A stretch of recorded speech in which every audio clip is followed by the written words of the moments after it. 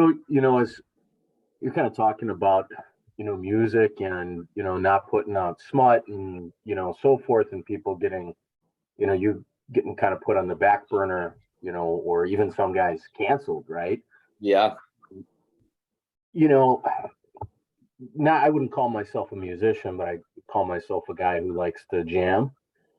And one thing I noticed during the periods where I really just kind of got in a groove, I was in this kind of state where, my fingers are just moving. I don't even know what I'm playing, man. The music's just flowing out through my fingertips, right? And, you set the guitar down and you're like, whoa, whoa, what was that, right? So, I mean, there's certainly a great spiritual element, right, to music, right? And it's something that, was blessed, we're blessed with, right? Sets us apart from, other creations of the Lord, and that we can create music, which, so now you have this great blessing, you're able to create.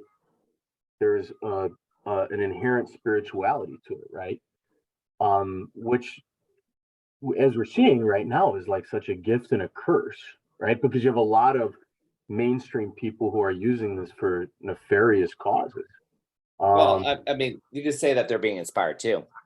and they are, yeah. I mean, they're just being inspired. They're being inspired by the enemy. Like here in Chicago, we have this like form of rap that originated here. They call it drill.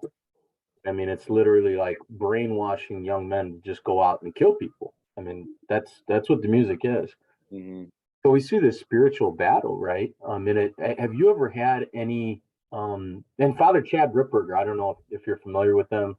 Yeah, Uh, I love him. yeah, He's so dry. he's got some great stuff where he talks about spiritual warfare, right, in music. So have you ever had any of these like personal experiences, right, where you're feeling like you're in, knee deep or up to your ears in that spiritual battle as you're tapping in, to the Holy Spirit. The Holy Spirit's tapping into you and you're creating. Yeah, so there's several kind of steps to even the creation process versus touring. Like once you got it, then you tour. But there's the creation process, which is where you withdraw from the world. Um, and we and this is where it's very nice not to have a record label because there's no one saying you need to do this or that. I mean, even Christian labels, unfortunately, will specify how many times you have to say the word Jesus in your song. And that to me is like, wait, that goes against art. Like, you telling me how many times I have to say Jesus? Like, shame on you, Christian label. So it's not just like, when I say like record labels, I mean pretty much all record labels, I feel somehow will try to get into the artistic process, which is, like you said, is a very intimate exchange of I mean, there's the irrepeatability of every human soul, which gives them value, right? And we're going to manifest a dimension of God that no one else from all eternity is going to ever display.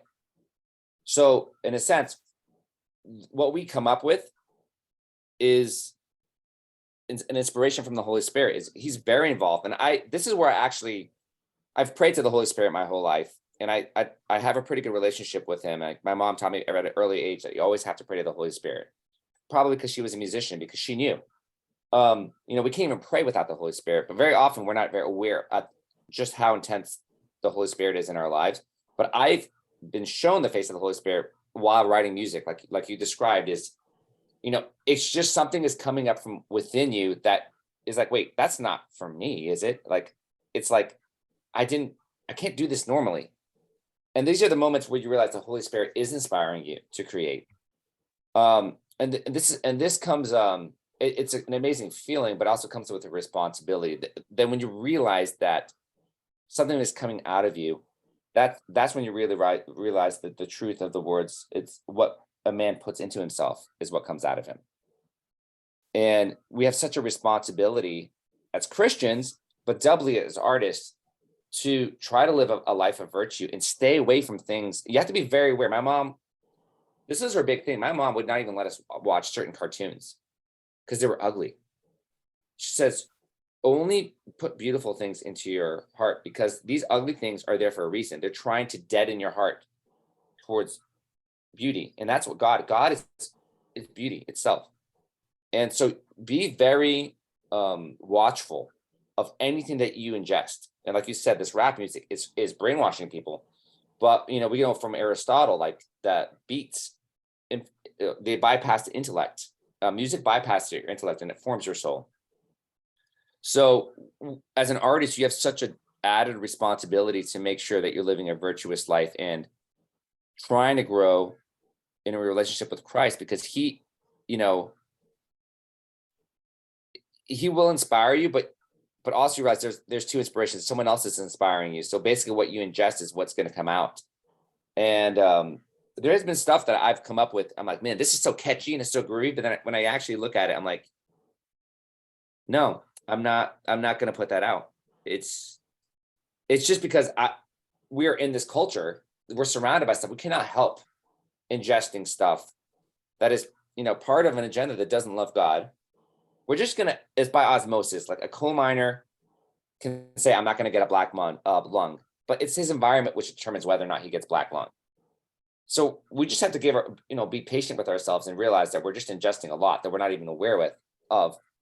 So eventually, you kind of have to, like,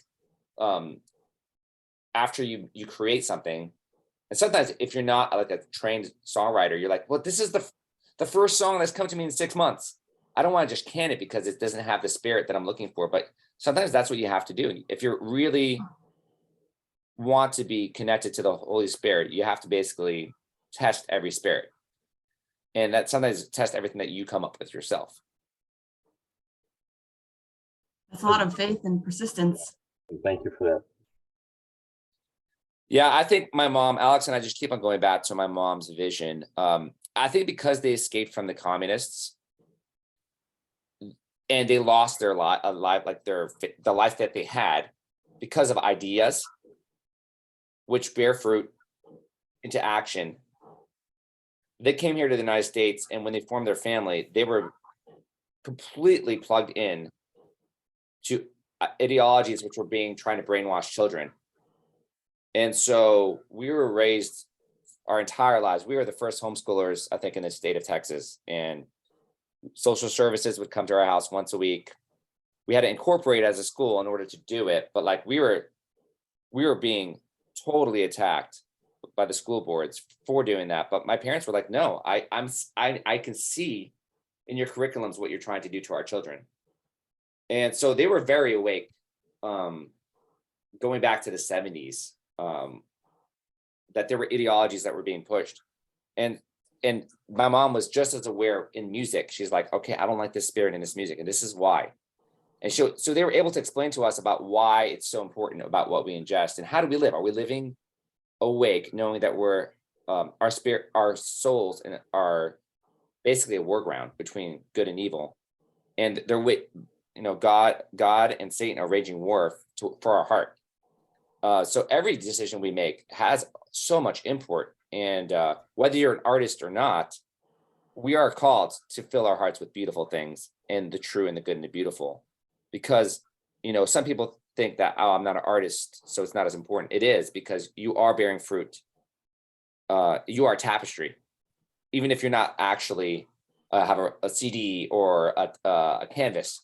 You are God's tapestry, and you basically decide what beautiful colors are being woven into you by your decision. So I think there's anyone's listening to this, if they're not an artist, there's just as much of a calling for you to be very deliberate about your entertainment choices, what you read.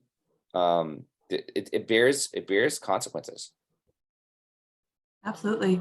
What would you say to young people who want to kind of go into the music world, whether as playing more purely Catholic music or music, Christian music, or just enjoying their own genre but trying to still live a virtuous life? I think a lot of it is, if you feel like you're being called to do this, God is going to bless you. Especially if you're like, all right, God, I think you're calling me to do this. And what is your motivation? It's, I want to be famous. I want people to finally recognize me, whatever, then maybe you have to just sift through your own motivations. But after that, you think, no, this is a calling. I have an ember in my heart. I have to speak, kind of like Ezekiel or was it Isaiah, maybe. Like I couldn't keep my mouth shut. Sometimes you have this feeling as an artist. Well, hey, ask God to bless you. And we do that all the time. Like literally, like almost every decision that we do, my brother and I are like, okay, let's ask the Lord to bless us or crush, to bless this or crush it. If this is what's not good for us, destroy this possibility. And that's the prayer that we do. And then also there's a lot of work ethic. Like a lot of people have this zeal, but my mom, the fact that, she went to Juilliard, she would call us out all the time. She's like, you say you want to do this, but you're only putting in 1 hour a day. Like, if this is really what you're called to, you're called to do this with your whole heart. So why aren't you doing 3-4 hours a day? So it does require a massive amount of work ethic, determination. You just put your time in. And, when I was in seminary, my spiritual director had a great advice. He said, when you're discerning, see where your heart is when you enter, write a letter to yourself. And if a year later, nothing has changed, well, maybe God is calling you to something else. But in the meantime, you have to give 150%. Like, just don't even give yourself a possibility this is not what you're called to do.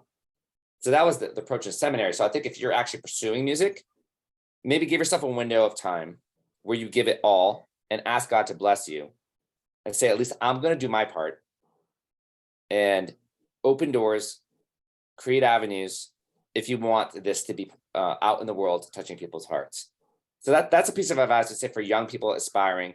And then once you get in there, is just constantly surround yourself by good people, faithful people, and give yourself certain non-negotiables. I when I started this band, I had a few non-negotiables. I will never miss Sunday Mass.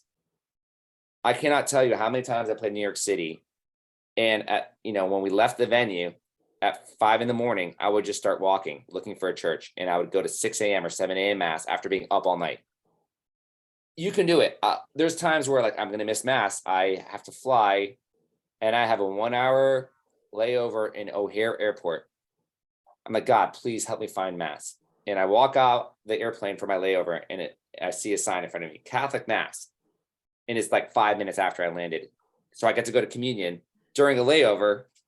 So if you make these non-negotiables, like especially like this, don't ever miss Sunday Mass. No amount of success is worth it. Like, what profit is it to gain the whole world and lose your soul? And it is like Sunday Mass is the one time where you keep on reminding yourself, I'm not my own master. I'm a creature, and I, by justice, owe at least 1 day a week where I give myself back to God. That's going to keep you as a musician focused on what really matters. Because if you're focusing so much on success, or all those people that got rid of God in their life, and I've had a lot of friends that are musicians that stopped going to church and they fell away. They became so miserable. I watched it over a decade happen. Just the misery that they're experiencing. The greatest gift I ever had was to make that decision. And there were times where I thought I was absolutely insane because I was the only person that believed what I believed. Especially once you start touring, you're at these festivals and there's drugs all around you, promiscuous living, drunkenness. And I felt like I was still called to be playing in the mainstream. And we decided to get away from certain festivals, which we thought were bad for us. But there were definitely times where you're like, everybody, and even like now with your age group, like sleeping around is almost like, it's kind of like, oh yeah, we made out. What it used to be, but now it's like, yeah, we slept together, and I was like, ah, ha, ha, or whatever. Like, it's not even a big deal. Like, so especially now, like as the times are becoming, this is the post-Christian world. It's going to be so much harder, to maintain your faith as a musician or an artist, because for whatever reason in the arts world, there's a really strong push, because Satan knows that art touches people on such a deep level. He's putting in double, triple time on any artist to make sure that the artist is serving Satan, not Christ. So there's, I think, almost more demons assigned to you as an artist you have to just kind of know your enemy. If you're going into battle, you want to know if there's someone going to ambush me from the side. Or so if you feel like you're being called to be an artist, this is what I said is I felt like I had to pray twice as hard as a musician just to maintain my spiritual status quo that I did before I became a musician. And because I think there's that environment which is it wants you to be taken out so that you can't be a light in a dark place.